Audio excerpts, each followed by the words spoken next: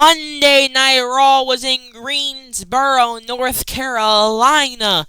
And the show kicked off with Roman Reigns getting out of his black car and getting stopped by Adam Pearce, where Adam Pearce said that Roman should have listened to him last week and Jacob would have been fired and nothing that happened last week would have happened. And Roman said he needs a few minutes to call out Jacob after what happened last week. And Jacob Fatu comes out and says that Roman wanted to call him out. Well, Jacob is calling Roman Reigns out here right now. But instead of Roman Reigns, we got the Usos. Jay, who got a terrible haircut, by the way, came down with a steel chair, and Jimmy's pushing him back, saying, hey, let me talk to him.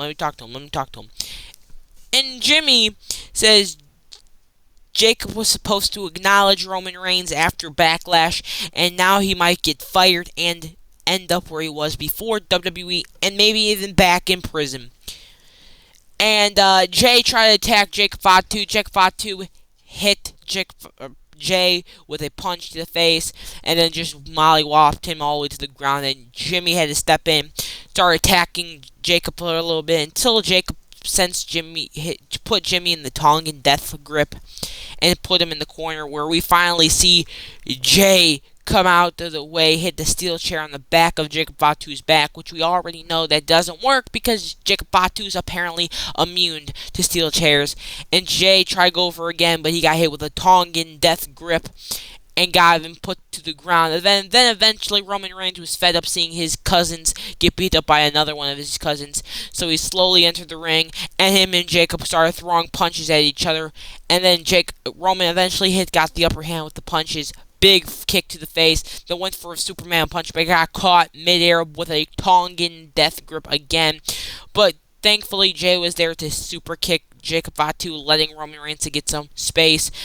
But that didn't work out really, because Jay had to hit another super kick and a spear to have Roman get free from the Tongan death grip. And then a Uso splash from Jimmy. Then the Usos set up for the 1D. Then the Usos takes Jacob, ties his arms into the ropes, where Roman delivers a Superman punch, super kicks, Superman punch, super kicks. And then the Usos take Jacob Fatu, throw him in the corner, have Roman Reigns get set up for the spear, and boom! Jacob Fatu gets speared in the middle of the ring. And we see the Usos and Roman Reigns with the World Heavyweight Championship walk up to the thing. We see Adam Pearce out there. He stops with Roman, and Roman says, "Go ahead, fire him. Do what you have to do." And just before Adam Pearce can talk, we see Jacob Fatu say, Hey, Roman. I want trouble combos." And Adam Pearce is like, no. And as soon as he's about to talk, Roman puts his hand on the mic and says he accepts. And we found out later in the night that it will be official at Clash in Italy. It will be Roman Reigns versus Jacob Fatu for the World Heavyweight Championship. Clash in Italy. Tribal Combatus. It's been a while since we had the Tribal Combat match. It's been since 2025, the Netflix premiere. So I'm excited to see. Excited to see what this match is going to be. And I already have a feeling this match is going to be fire. Also, do we expect Zilla Fatu to debut here? Do we expect that? And Roman Reigns raises his title up high with the Usos on his side. And I'm not gonna lie, now looking at it, Jay's haircut's not too bad. I mean, I think I like it a lot. But yeah. Next up, we had Finn Balor take on JD McDonough in a street fight that, I won't lie, was a pretty good way to kick the first match of Monday Night Raw. And immediately, to start off the way, we see Finn Balor clothesline JD McDonough off into the outside, throws him to the barricade, throws him to the steel steps, then goes under the ring, grabs some kendo sticks, and throws him in the ring, grabs some chairs, throws them in the ring. JD and him get back into the ring, but instead of Finn hitting JD with the kendo stick. JD hits Finn with the kendo stick over and over again. JD sets a steel chair straight into the corner. Then we see Finn start attacking JD McDonagh with some kendo sticks. And then JD McDonagh hits Finn Balor with a Russian leg sweep. And then uses the kendo stick to push down on Finn Balor's throat in the corner.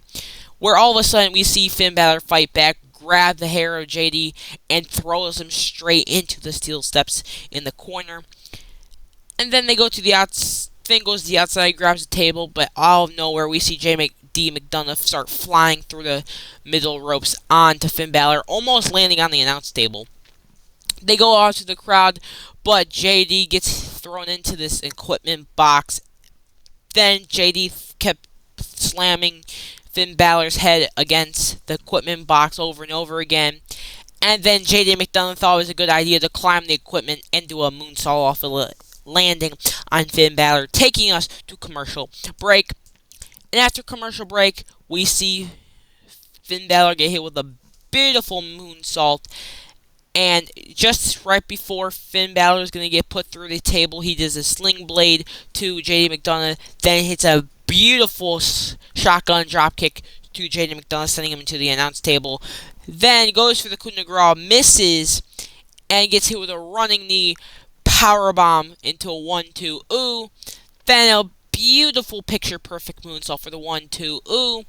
Then we see JD set up a table, put Finn Balor on it, but Finn Balor gets off, sweeps the legs of JD McDonagh, putting him on it, then gets on the top rope, tries to hit a coup de grace, but Dominic Mysterio grabs the foot of Finn Balor, stopping him, and this allows JD McDonagh to take advantage and hit a beautiful superplex on the table for a 1-2 ooh. And then we see Dominic throw another garbage can in the ring, and Dominic Mysterio and JD McDonagh start hitting Finn Balor with garbage cans over and over. And then we see Finn Balor gets set up for a 619, but as Dominic Mysterio is running for a 619, we see Finn switch places with JD, letting JD get hit with a 619. Then Finn Balor takes the garbage can, hits over the head of Dominic Mysterio, shotgun dropkick JD McDonagh in the steel can, coup de grace for the 1-2-3, and Finn Balor wins the match. So congratulations for Finn Balor on winning a fantastic street fight. Then we see Sol Ruca come to the ring and say that she wants Becky to come out here right now. Becky comes out, and Sol knows that Becky wants Sol to go back down to NXT, but she wants to prove her wrong and have a match right there, right now. And Becky says, no. Even though she would love to perform in Greensboro, North Carolina, because she is, but her being the greatest female wrestler of all time, she has to be a mentor and a locker room leader. And Becky said that she took Looney Tunes Lyra, Meteoric Maxine, and Terrible AJ Lee, and even AJ Lee, she ran out of WWE and challenges Sol Ruca to a match at Saturday night's main event. Sol Ruca says she will snatch Becky's soul and snatch that title away from her.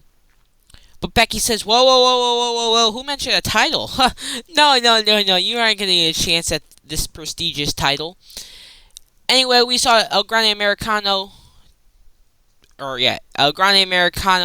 with the loss. The OG Lost Americanos taking on the real Lost Americanos. And we see El Grande Americano hit Bruto in the corner with a big uppercut. Hits El Grande Americano OG with another big uppercut. Then OG hits El Grande Americano with a big ankle lock. But then OG sends Rayo and Bravo over the top rope. But this allows them to team up pull OG's legs open and hit them straight into the LED ring post. Then OG somehow fights back on Los Americanos until we see Bruto get taken out by Rayo Americano, and he gets hit with a Hurricane Rana. Then all of a sudden, we see is this Bravo? Bravo hits a dive to the outside. Then we see Julio hit a big dive to the outside. El Grande Americano with a big dive to the outside, and then OG Americano with a big moonsault to the outside. Then takes, I think this is Bravo. Yeah, Bravo hit a big superplex. Then after commercial break, we see these three Lost Americanos stick the metal plate inside their mask and have OG El Grande Americano in the corner, all that stuff trapped. And then we see Los Americanos grab hold of OG Americano, but OG Americano kicks El Grande Americano in the face, tries to fight back, but doesn't really work. Even puts El Grande Americano into a German, but gets pulled down. And the OG Americanos hit three German suplexes together on them, and they hit the sequences of moonsaults on all of them.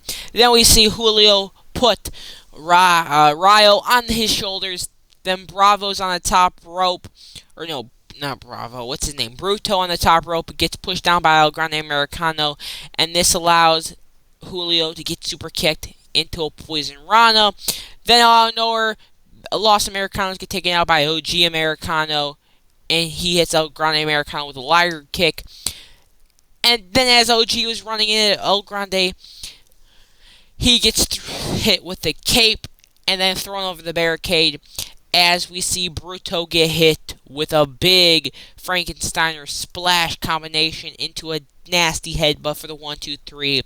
And this shows a Los Americanos with the W, so congratulations to them. And now WWE officially leave this feud off the main roster because it only works in AAA when the crowd actually cares about one person only, and that is El Grande Americano.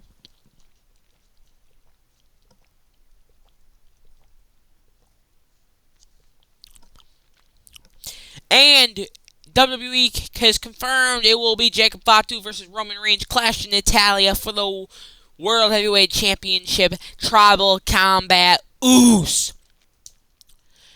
Anyway, the Judgment Day took on Brie and Paige, where we saw Paige absolutely super kick Roxanne's face immediately, then stomps her in the corner. Then Raquel Rodriguez gets in, hits a big shoulder tackle on Brie. But then Brie slaps Roxanne out of nowhere, and we see a big fight. Big knee to the face, and then kick knees to the face in style from both of them. Then as Paige went for a senton, she gets caught by Raquel, throws her into the barricade, and throws her into the LED ring post. And then Brie gets in, hits a big clothesline on Roxanne, takes out Raquel Rodriguez, hits a big neck breaker on Roxanne, kicks in the corner, then a big drop kick to Roxanne. Then as Liv Morgan is being distracting the referee, we see Brie get taken down by Raquel Rodriguez, but then Raquel Rodriguez gets double powerbomb by both Paige and Brie. And then we see Brie Bella on the middle rope and gets uppercut in the back. Then we see Roxanne go for a springboard moonsault that gets hit with knees. Then all of a sudden, we see Liv Morgan throw Brie Bella off the top rope, and the referee caught it and threw Liv Morgan out of there. And this allowed Raquel Rodriguez to throw the championship to Roxanne, trying to hit Brie Bella, but Brie Bella reversed into a roll for the 1, 2, 3. And still the tag team champions, Brie and Paige, but gets immediately attacked by Liv Morgan. And the Judgment Day girls attack them more. But we see Lyra and Bayley come out, take out Roxanne, take out Raquel, and then even take out Liv with the belly to Bayley. and takes all three of them out with a big missile dropkick, and that. Next up, it was time for Obafemi with his open challenge, and as during Obafemi's entrance, he got attacked by a mystery person, and that mystery person was Brock Lesnar. Obafemi gets F5, not once, not twice, not 3 times, but 4 times, and Brock Lesnar gets out of the ring, and apparently is not retired, but is retired. I don't really know. It was very confusing. So, Brock Lesnar is, I guess he's back. Then all of a sudden, after commercial break, we see Adam Pearce with a bunch of officials and referees saying, I don't know what's happening. I don't know what's happening. I filed retirement paper for Brock Lesnar. I need you to find Paul Heyman. I need you to find Brock Lesnar. So I need to get this sorted out. I need a drink. Right? And then he enters and sees Paul Heyman in this room and say, what was that? And Paul Heyman was like, what was what? And it was like, that. I thought Brock Lesnar was retired. And Paul Heyman says, he is retired. And Adam Pearce was like, I filled retirement papers for him. And he was like, well, he is retired, but I got this piece of paper for you. And Adam Pearce was like, what's this? And Paul Heyman says it's a contract for Clash in Italy with Brock Lesnar's signature on it.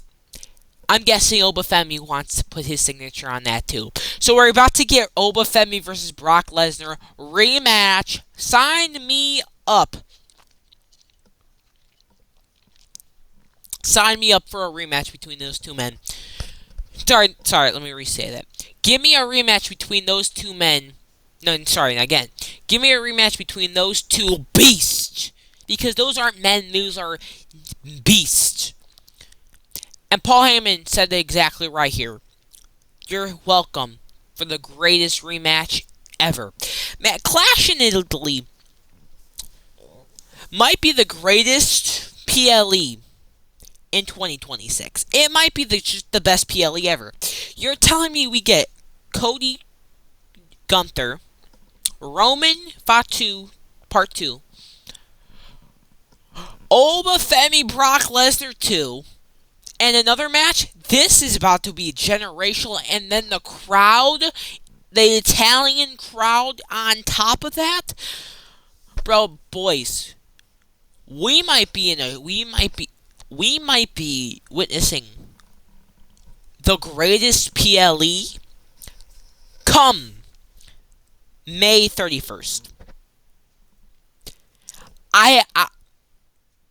I don't understand. I don't know how WWE is going to top this. WWE is not going to be able to top this PLE for the rest of the year. There's no way. There's no way. If done right, Clash in Italy is a show that will be talked about for ages. If done right. Oh, man. I don't know what we're getting ourselves into. But it's about to be something generational. Next, we saw Seth Rollins take on Austin Theory in the main event, but immediately Seth Rollins jumps on Austin Theory and Logan Paul, throws Austin Theory into the barricades, and then hits Austin Theory with a big clothesline. Then they get on the outside and, Austin Theory hits the leg of Seth Rollins, and then Seth Rollins tries to fight back, hits a buckle bomb in the corner, then throws Austin Theory into the outside. They both end up on the outside. Somehow, some way, Austin Theory puts Seth Rollins' leg between the steel steps and the LED ring post, and then smashes the steel steps straight into the leg of Seth Rollins. And during the rest of the match, Seth Rollins was selling this ankle injury, where even Logan Paul got involved, taking advantage as the referee was distracted. But then, of course, Austin Theory gets taken down when he went for his move with a clothesline. And then this nasty sit-out powerbomb for the 1-2. Ooh. Then we see Austin Theory hit his own version of a sit-out powerbomb for the 1-2 ooh. Then we see Austin Theory go in the corner setting up for a stomp, and he gets hit with a big clothesline. But as Austin Theory was gonna get hit with this, with that, I don't even know what happened. But Logan Paul stops Seth Rollins from hitting his own stomp, letting Austin Theory hit his stomp. Which, by the way, I feel like we don't talk about this enough. But why is Austin Theory's stomp so good? Like I think it's Seth Rollins him. And I think Austin Theory should literally, after Seth Rollins retires, should ask Seth Rollins if he can use that move. He should.